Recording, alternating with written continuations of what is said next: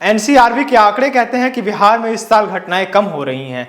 बिहार इस साल बेहतर स्थिति में है, लेकिन जो दिखाई पड़ रहा है वो ये कहता है कि इन आंकड़ों में सच्चाई नहीं है, सच्चाई बहुत दूर है। एनसीआरबी के आंकड़ों के जरिए कहा जा रहा है कि घटनाएं कम हुई हैं, लेकिन हकीकत मैं आपको बताता हूं। जनवरी से लेकर जून तक बिहार में लगभग 1400 हत्याएं हुई, इसी साल 2025 में हुई, जो औसतन प्रति महीना लगभग 250 हैं। यानी कि इसी जुलाई महीने में 50 से अधिक हत्याएं हुई, यानी हर दिन लगभग 4 हत्याएं। लेकिन बिहार की प्रशासनिक स्थिति और एनसीआरबी का डाटा कह रहा है कि हत्याएं कम हुई हैं, अपराध कम हुआ है। पिछले साल के मुकाबले स्थिति बेहतर हुई है। इसलिए हम आपको कुछ आंकड़े बताते हैं जिससे आप समझ पाएंगे कि स्थिति कितनी बेहतर हुई है। 3 जुलाई मधुपुरा सब्जी विक्रेता दिनेश और उनकी पत्नी की जमीनी विवाद में नृशंस हत्या। 4 जुलाई पटना के कारोबारी गोपाल खेमका की हत्या। इसके अलावा 6 जुलाई दानापुर में स्कूल संचालक अजीत कुमार की हत्या। पूर्णिया में एक परिवार के 5 सदस्यों की नृशंस हत्या। नालंदा में 2 लोगों की हत्या। बेतिया में हृदय राम मिश्रा की हत्या। मुजफ्फरपुर में मुमताज अहमद की हत्या। अररिया में एक व्यक्ति की हत्या। सिवान में 3 लोगों की हत्या। समस्तीपुर में सुरेश की, बेगूसराय में सुनील की हत्या की गई। 7 जुलाई को मधुबनी में किसान बद्री यादव की हत्या। वैशाली में सुरेंद्र की गोली मारकर हत्या। 8 जुलाई को भागलपुर में सद्दाम की हत्या। नौगछिया में साजन की हत्या। नवादा में एक हत्या। 10 जुलाई को पटना में बालू कारोबारी रमाकांत की हत्या। जहानाबाद में शिव की हत्या। समस्तीपुर में बुजुर्ग महिला की हत्या। 11 जुलाई को विक्रम झा की हत्या। मुजफ्फरपुर में एक व्यापारी की हत्या और वेटनरी कॉलेज में एक छात्र की हत्या। फिर 12 जुलाई को गया में 14 वर्ष की एक बेटी की हत्या। नालंदा में एक महिला की हत्या।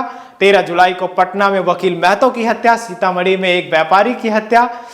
14 जुलाई को बेगूसराय और खगड़िया में हत्या। 15 जुलाई को नवादा और 16 जुलाई को एक युवती की हत्या। भागलपुर में एक युवती की हत्या। 17 जुलाई को भभुआ में एक युवक की हत्या।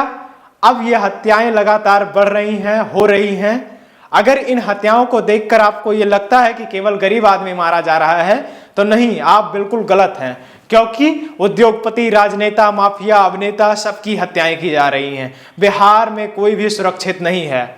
बाद में जब पुलिस छापेमारी करती है तो पता चला कि इस जेल से, यानी कि बेऊर जेल से मोबाइल, सिम कार्ड, मादक पदार्थ, रुपया, बंडल बंडल भर के रुपए आपराधिक ठिकानों का पता चला है। सवाल यह है कि जेल में इतनी व्यवस्थाएं होती कैसे हैं? तिहाड़ जेल की तरह क्या अब गैंगस्टर बेऊर जेल से भी इंटरव्यू देंगे? बेऊर जेल में भी स्मार्टफोन रखेंगे? बेऊर जेल में भी अपना गैंग स्थापित करेंगे? 2015 से 2025 के बीच पटना के बेऊर जेल में करीब 200 से ज्यादा स्मार्टफोन बरामद हुए। इसी साल अपराधियों के बैरक में स्मार्टफोन मिले। जनवरी में जेल अधीक्षक विदु कुमार के ठिकानों पर छापामारी हुई, क्योंकि उन पर कैदियों से वसूली और गैंगस्टर को डांट देने का आरोप था।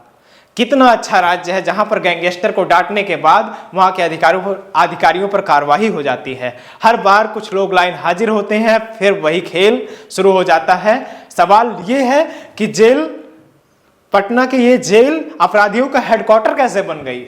इसको जंगल राज का दूसरा शेर कैसे चला रहा है? अब हम आपको एक बात और बता देते हैं जाते जाते। इस देश की संसद में 46% सांसद हत्यारे हैं या किसी न किसी मुकदमे में अपराधी हैं।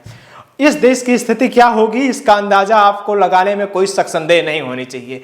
ये कुपोषित व्यवस्था दावा तो करती है कि हम सबसे बड़े लोकतंत्र हैं, सबसे बड़े संविधान के संरक्षक हैं, सबसे लेकर दिन भर संविधान दुहाई देते रहते हैं, लेकिन इनकी चरित्रहीनता का अंदाजा आप इसी बात से लगा सकते हैं कि ये उन्हीं व्यक्तियों को टिकट देते हैं जो संसद में जिनके मुंह में खून लगा है, जिनके हाथ खून से पीले पड़ गए हैं, लाल पड़ गए हैं, खून जिनकी पहचान है, उनको ही ये लोग टिकट देते हैं।